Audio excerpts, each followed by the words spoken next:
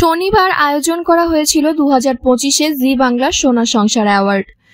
এপিসোডে টেলিকাস্ট এখনো হয়নি, তবে কিছু ফ্যান পেজের দ্বারা সামনে এসেছে পুরস্কার বিজেতাদের নাম। সেখানে দেখা গেছে সেরা নায়িকার পুরস্কার জিতে নিয়েছে জগদ্ধাত্রী এবং পর্ণা। শুধু টিআরপি নয়, জনপ্রিয়তায়ও তুঙ্গে নিমফুলের মধু।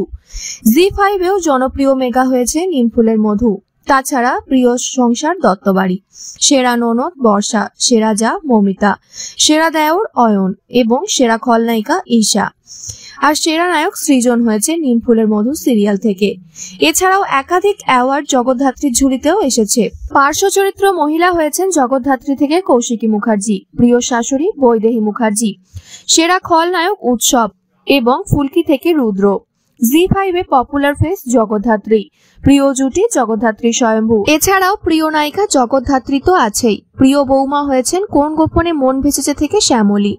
আর প্রিয় ছেলের পুরস্কার গেছে কোন গোপনে মন ভেসেছে থেকে অনিকেত এবং অমর সঙ্গী থেকে রাজের হাতে।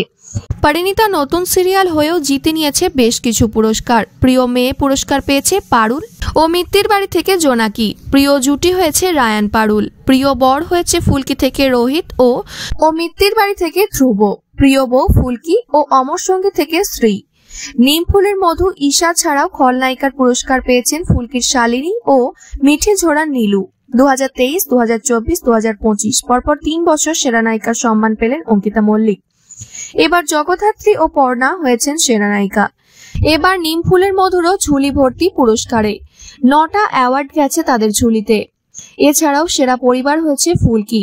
জুরি স্পেশাল অ্যাওয়ার্ড পেয়েছেন রায়, অনির্বাণ, আনন্দী, আদিদেব। সেরা নতুন সদস্য জোনাকি, পারুল, ময়না।